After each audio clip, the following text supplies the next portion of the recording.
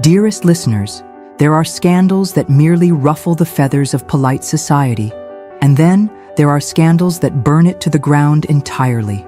Today, this author brings you the most shocking tale of identity, deception, and desperate love that ever graced or disgraced the hallowed halls of the Tun. A tale of a duke who paid for what was already his, a lady who sold what could never be bought, and a dead man who refused to stay buried. But let us not rush, for the best scandals, like the finest wine, must be savored properly. Gentle listeners, cast your minds back 3 years past, to the spring of 1817, when Lady Charlotte Winterbourne was the incomparable of the season. Picture, if you will, a creature of such ethereal beauty that poets wept at their inadequacy to capture her essence. Golden hair that caught sunlight like spun silk, eyes the color of spring violets, and a laugh that could make even the stuffiest matron smile. She was engaged to Alexander Blackthorne, the Duke of Ravensbridge, a match so perfect that even this author, cynical as one tends to be about matters of the heart, believed in their happiness. But one must confess, dearest listeners, that happiness in our world is often as fragile as morning frost. The 23rd of April, 1817. Mark that date well, for it was the night Lady Charlotte Winterbourne vanished from existence. The official story, the one whispered in drawing rooms and written in carefully worded letters, was that she had retired to the country for her health. A sudden illness, they said. A delicate constitution requiring immediate retreat from London's putrid air. This author knew better. This author always does. The truth, which only a select few possessed, was far more sinister. Lady Charlotte had been found in the library of her father's townhouse, standing over the body of Lord Edmund Harrington, a letter opener buried between his ribs and blood pooling on the Aubusson carpet.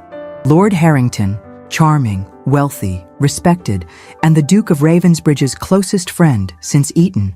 The scandal would have destroyed not just Lady Charlotte, but her entire family, the Duke, and half the aristocracy who had ties to all parties involved.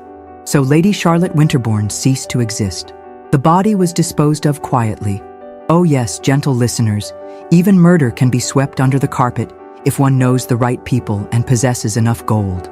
Lord Harrington was declared to have departed suddenly for the continent on urgent business. Lady Charlotte's family announced her illness and retreat. The Duke of Ravensbridge was left to mourn a bride who had seemingly vanished like morning mist, told only that she had released him from their engagement for reasons of health that would prevent her from being the wife he deserved. This author has it on good authority that the Duke spent 6 months searching for her. 6 months of hired investigators, of bribes, of desperate letters to every spa and sanitarium in England and the continent. But how does one find a woman who has been erased? Now, dearest listeners, while the Duke searched and society gossiped, what became of Our Lady Charlotte? Picture, if you will, a young woman of gentle breeding, accused of murder, spirited away in the dead of night by servants loyal to her family's money rather than their hearts. Picture her deposited at a boarding house in Whitechapel with a small purse of coins and a warning never to contact anyone from her former life. Picture her discovering mere weeks later that she carried the Duke's child, a parting gift from their last stolen moment together before her world shattered. This author must pause here to observe that desperation makes creatures of us all that we would never recognize in our mirrors. Lady Charlotte Winterbourne died in that boarding house, but from her ashes rose someone far more dangerous, far more intoxicating.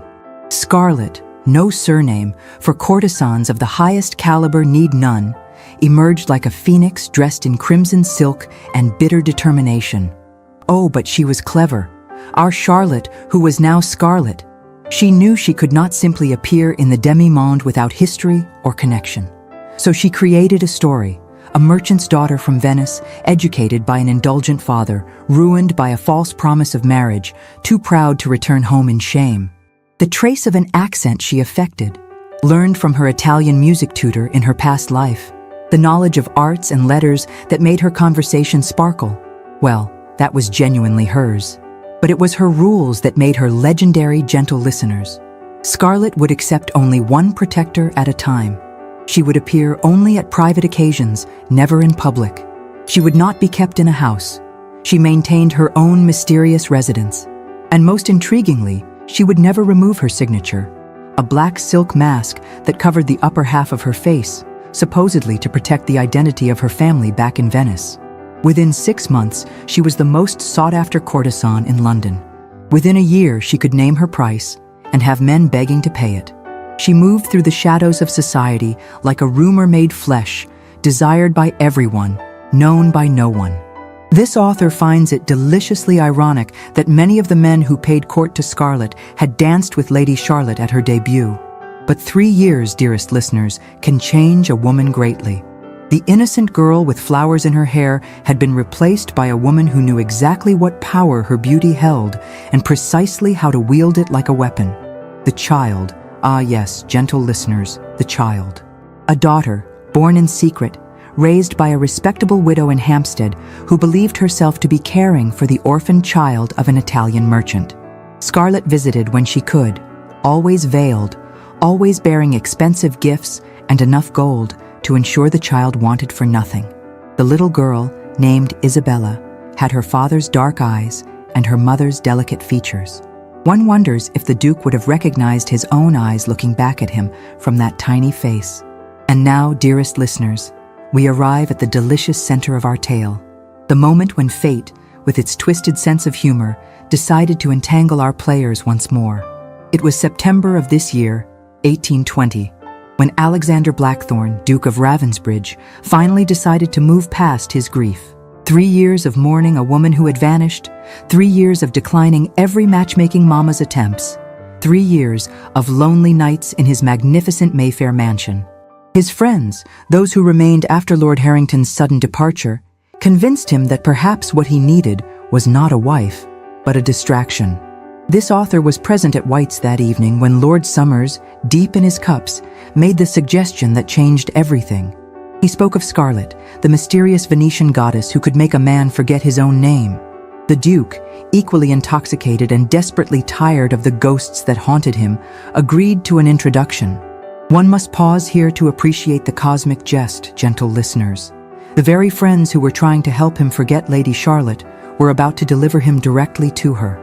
The meeting was arranged for the following Tuesday, at a discreet house in Marylebone that Scarlet used for such negotiations.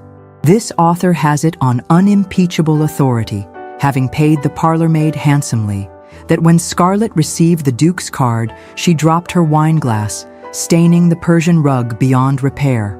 For an entire hour, she stood at her window, watching the rain streak down the glass, before sending her acceptance. What choice did she have, truly? To refuse the Duke of Ravensbridge would invite questions. Scarlet never refused anyone of such standing without cause. And perhaps, though this author hesitates to attribute such sentiment to our hardened courtesan, perhaps some part of Charlotte still lived within Scarlet, desperate for one more glimpse of the man she had loved. The meeting itself was a study in exquisite torture.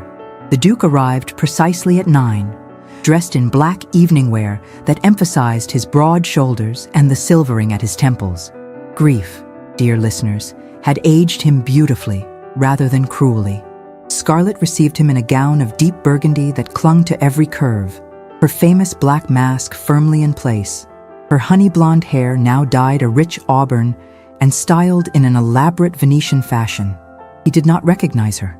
How could he? The voice she used was lower, accented, dripping with worldly knowledge that innocent Lady Charlotte could never have possessed. The way she moved was different, languid where Charlotte had been sprightly, calculating where Charlotte had been spontaneous. Even her laugh, when she permitted herself that luxury, was darker, tinged with an edge that spoke of secrets and sin. The Duke offered his terms with business-like precision. He required a mistress for 6 months, someone to help him ease back into the world of the living. He would pay handsomely, provide a house if needed, jewels, whatever she required. The only condition, and here, gentle listeners, one's heart simply breaks, was that she never remove her mask. He confessed, with devastating honesty, that he could not bear to look fully upon another woman's face when he still saw his lost Charlotte in every feature. Scarlet agreed to everything. The arrangement began the following week, and oh, dearest listeners, what an arrangement it was. 3 nights a week, the Duke would visit Scarlett in the house he had leased for their liaisons, a charming jewel box in Bloomsbury, far from the prying eyes of Mayfair. She would receive him in rooms lit only by candlelight, the shadows kind to her disguise, her mask never slipping even in moments of greatest intimacy. This author must confess to a certain admiration for Scarlett's strength during those initial weeks. To lie in the arms of the man she loved, to hear him whisper endearments in the dark while believing her to be another, to bite her tongue when he occasionally spoke of his lost Charlotte. It was a torture worthy of Greek tragedy. But something unexpected began to happen, gentle listeners. The Duke, who had sought only physical comfort, found himself entranced by more than Scarlett's considerable charms. Her wit, sharp as a blade and twice as dangerous, matched his own. Her knowledge of literature, music, and art, carefully attributed to her Venetian education, provided conversations that lasted long into the night. Most dangerously, her subtle kindnesses, the small gestures that Charlotte had never been able to fully suppress, began to work their way past his defenses. There was the evening when he arrived exhausted from Parliament, and she had somehow known to have his favorite brandy waiting, served exactly as he preferred. The night when he mentioned, in passing, a piece of music his mother had loved, and she played it on the pianoforte with a perfection that made him weep. The morning, for yes, gentle listeners, there were mornings, when she forgot herself and reached for his tea to add the precise amount of sugar he preferred, a gesture so familiar it made him freeze. This author has learned from the Duke's valet that his master began to have disturbing dreams. Dreams where Charlotte and Scarlett merged into one figure, where the mask fell away to reveal a face he couldn't quite see but desperately needed to remember. He would wake calling Charlotte's name, then spend his days furious with himself for betraying his growing feelings for Scarlett with memories of a dead love. Meanwhile, our Scarlett was fighting her own battle. The child growing within her, yes, dearest listeners, fate had struck again with its impeccable timing, was making her disguise increasingly difficult to maintain.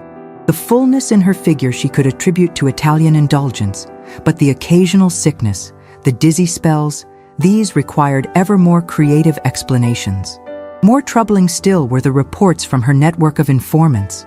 Lord Harrington, supposedly traveling the continent these 3 years, had been spotted in Dover, then Canterbury, then, most alarmingly, in the less reputable gaming hells of London itself. The man she had killed in self-defense when he had tried to force himself upon her, the man whose death had destroyed her life, was very much alive. This author must now reveal what even Scarlett did not know at the time. Lord Edmund Harrington's death had been as carefully orchestrated as Lady Charlotte's disappearance, though for far different reasons. Harrington, you see, owed substantial debts to some rather unsavory characters. The kind of men who break kneecaps first and ask questions later. When Lady Charlotte had stabbed him that night, and one must emphasize, gentle listeners, that it was indeed self-defense against his most ungentlemanly assault, she had provided him with the perfect opportunity to disappear. A supposed corpse cannot be pursued for debts after all. Her family's panic, their swift action to cover up the scandal, had played directly into his hands. He had allowed himself to be disposed of, then emerged elsewhere under an assumed name, letting everyone believe him dead while he rebuilt his fortune through increasingly desperate and illegal means. But Harrington had recently learned something very interesting. His informants in the demi-monde had whispered of a mysterious courtesan, whose voice, when she forgot her accent, sounded hauntingly familiar. A woman whose hands, elegant and white, bore a tiny scar on the left thumb, exactly where Lady Charlotte had cut herself on a rose thorn at her 16th birthday party. Harrington had always been obsessed with Charlotte. Her rejection of his advances, her choice of his best friend over him, had festered like a wound for years. Now to discover that the woman who had murdered him was not only alive, but thriving as the most desired courtesan in London, and currently warming the bed of the very man she had chosen over him, this author shudders to report the depths of his rage. The first sign of trouble came in October. A note delivered to Scarlett's private residence, written in a hand she recognized with sickening clarity. "I know who you are." The second sign was more direct. Harrington himself, very much alive though somewhat worse for wear, appearing in her box at the opera during an interval when the Duke had stepped out. He was gaunt, his once handsome face marked by hard living, but his eyes burned with a fever that made Scarlet's blood run cold. His proposition was simple and horrifying. She would become his exclusively, leave the Duke immediately, or he would reveal everything. Not just her identity, but the circumstances of her fall. The attempted rape she had fought off, the stabbing, the cover-up. He would destroy not only her, but her family and the Duke himself, who would be tainted by association with a murderess and a whore. This author can only imagine the war that raged in Scarlet's heart. To save everyone she loved, she would have to submit to the very monster she had fled. But to submit would mean betraying the Duke twice over, first by leaving him without explanation, second by giving herself to his former friend. She asked for 3 days to arrange her affairs. Harrington, secure in his victory, agreed. Those 3 days, gentle listeners, were perhaps the most pivotal in our entire tale. The first day, Scarlet spent with her daughter, little Isabella, now 3 years old, with her father's stubborn chin and her mother's delicate laugh. She held the child until her arms ached, memorizing every detail of her face, knowing that whatever happened next would likely mean never seeing her again. The second day, she spent writing letters. One to her family, to be delivered only if she disappeared. One to the Duke, to be held by her solicitor unless she failed to check in monthly. And one to this author. Yes, dearest listeners, even your humble chronicler was drawn into this web, begging for assistance from the only person in London who knew everyone's secrets and occasionally, very occasionally, used that knowledge for good rather than gossip. The third day was when everything unraveled in the most spectacular fashion. The Duke arrived at their Bloomsbury house earlier than expected, bringing with him a gift that would shatter both their worlds. He had commissioned a portrait of his lost Charlotte, working from memory and miniatures, intending to finally say goodbye to her ghost before fully committing himself to Scarlet. He wanted Scarlet to see the woman he was finally ready to release, to understand that she, Scarlet, had healed him in ways he never thought possible. But when he unveiled the portrait in the drawing room, Scarlet's reaction was not what he expected. She stood frozen, staring at her own face rendered in oils, then slowly, terribly, began to laugh. Not the cultured laugh of a Venetian courtesan, but a broken, hysterical sound that seemed to come from the depths of her soul. The mask she had worn for so long, not just the physical one, but the entire facade of Scarlet, began to crack. Her carefully maintained accent slipped. Her posture changed, reverting to the natural grace of Lady Charlotte rather than the studied sensuality of Scarlet.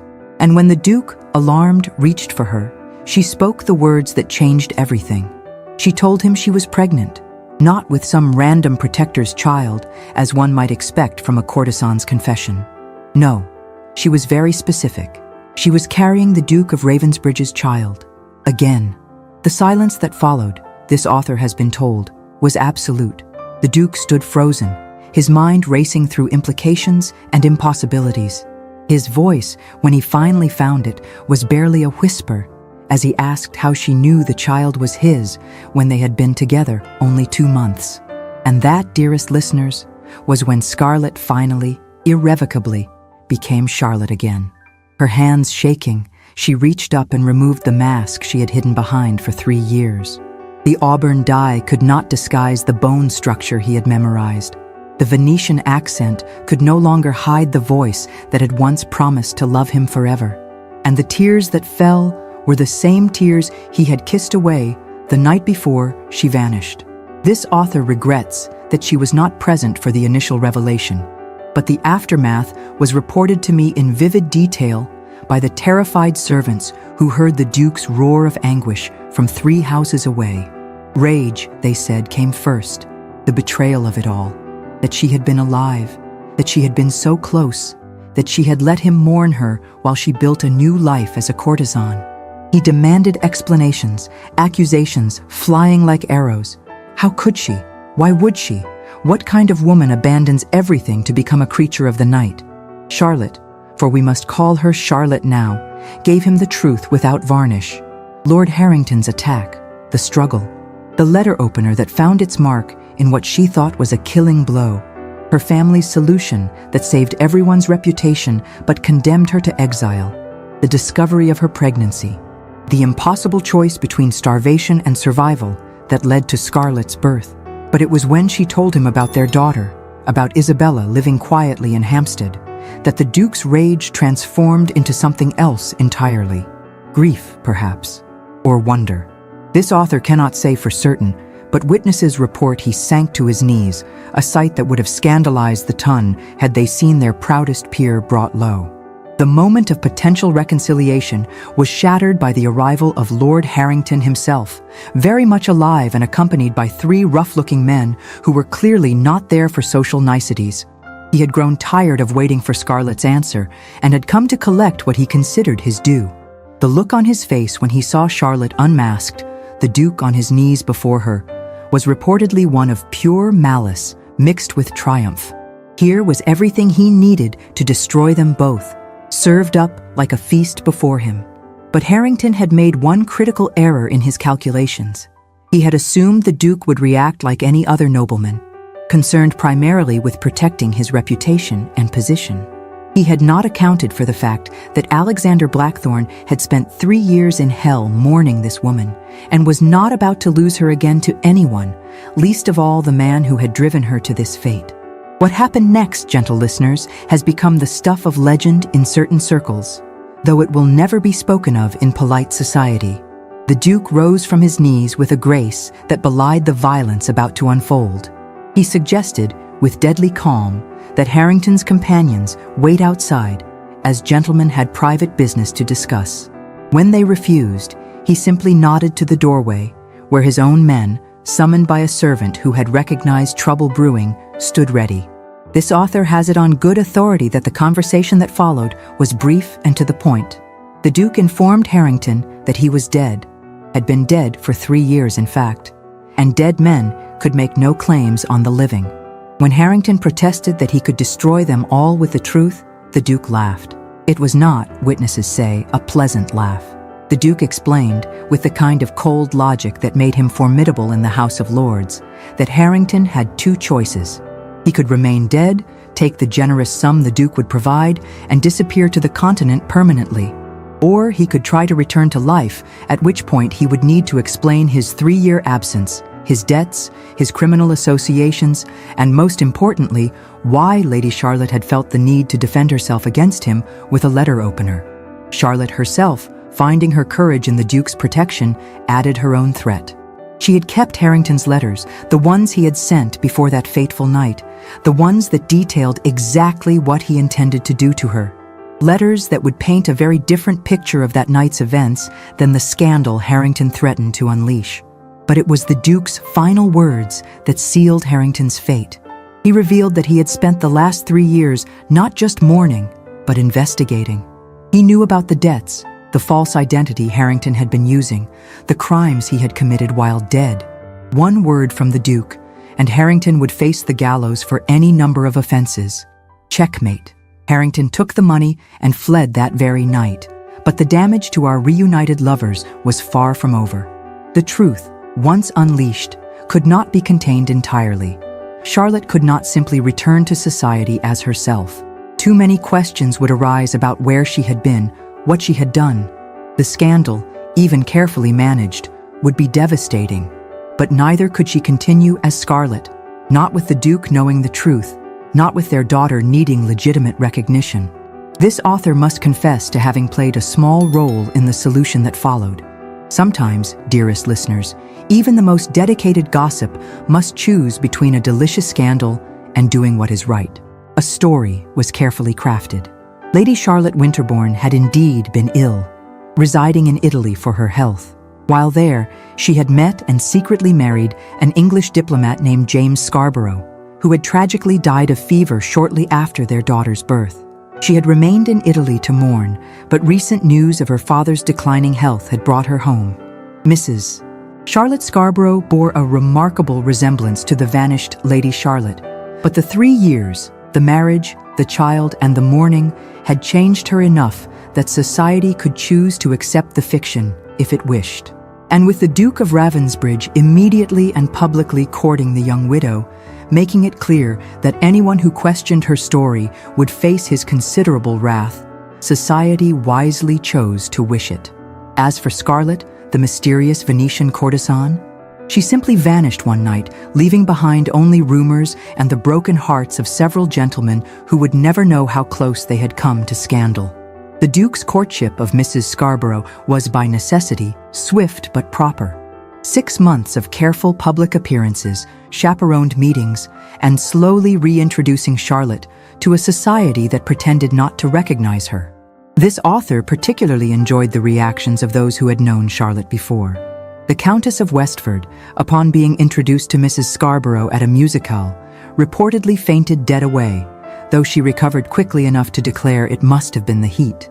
Lord Pemberley spent an entire dinner party staring at Charlotte, then announced loudly to anyone who would listen that Mrs. Scarborough reminded him of someone, though he couldn't quite place who. The Duke, meanwhile, played his part to perfection. He courted Charlotte as if she were a stranger who had captured his heart, though those of us who knew better could see the private jokes, the shared glances, the way his hand would linger just a moment too long when helping her into a carriage. Little Isabella was introduced gradually, a charming child whose resemblance to the Duke was politely ignored by everyone except his mother, the Dowager Duchess, who took one look at the child and declared her obviously a blackthorn. The Dowager, this author suspects, knew far more than she let on, but chose her great-grandchild over scandal. The wedding, when it finally came, was a modest affair by ducal standards. No grand cathedral ceremony, no hundreds of guests. Instead, a quiet morning service at the Duke's country estate, attended only by family and the closest of friends. Charlotte wore her mother's wedding dress, altered to fit her changed figure. The Duke, this author was told by his valet, wept openly when he saw her walking down the aisle. Not the restrained single tear of a gentleman, but the deep, cleansing tears of a man who had been given back his life. And so, gentle listeners, we reach the end of our tale, though not the end of the story. The Duke and Duchess of Ravensbridge now reside primarily at their country estate, where they are raising their daughter, officially adopted by the Duke with papers that creatively adjust her birth date, and the son that was born exactly 9 months after their reunion. Lord Harrington remains on the continent, his silence purchased with quarterly payments that the Duke considers a small price for Charlotte's peace of mind. This author occasionally receives reports of his activities. Nothing good, I assure you, but he seems to have learned his lesson about threatening the Blackthorn family. Society, meanwhile, has collectively decided to forget that Mrs. Scarborough bore any resemblance to the vanished Lady Charlotte Winterbourne. After all, it would be terribly awkward to suggest that the dignified Duchess of Ravensbridge had any connection to such old scandal. And if occasionally someone mentions how familiar she seems, or how strange it was that Lady Charlotte vanished just as Mrs. Scarborough appeared in Italy, well, they are quickly reminded that such speculation is both unseemly and unwise when the Duke is known to have such a long memory for slights. This author confesses to finding the entire affair deliciously satisfying. Not simply for the scandal, though one cannot deny it was the most delectable of the decade, but for the proof it provides of something your humble chronicler has long suspected, that love, true love, can survive anything, even death, even betrayal, even transformation into something society would never accept. The Duchess and I correspond occasionally. She knows, of course, that I know the truth, but she also knows that some secrets are too precious to waste on common gossip. Her recent letter mentioned that she sometimes misses Scarlet. The freedom, the power, the ability to be someone entirely of her own creation. But then she watches the Duke teaching their daughter to ride, sees their son toddling after them both with determined steps, and realizes that Charlotte Blackthorn, Duchess of Ravensbridge, is exactly who she was always meant to be. She simply had to become someone else to find her way back. And so, gentle listeners, another tale reaches its blessed conclusion, though what a journey it has been. This author withdraws until our next encounter, but not without one final observation. The most shocking scandals often arise not from those who break society's rules, but from those who are broken by them. And sometimes, just sometimes, rising from those ashes creates something far more beautiful than what existed before. Until then, remember, the greatest scandals often lead to the greatest happiness, at least for those brave enough to survive them. For those wondering about the fate of the mysterious Scarlet's famous black mask, this author has it on excellent authority that it remains in the Duchess's possession, locked away in a secret drawer of her writing desk. On certain nights, when the Duke and Duchess believe themselves entirely alone. Well, but that, dearest listeners, is a scandal for another time. Your devoted chronicler, Lady Ravenswood,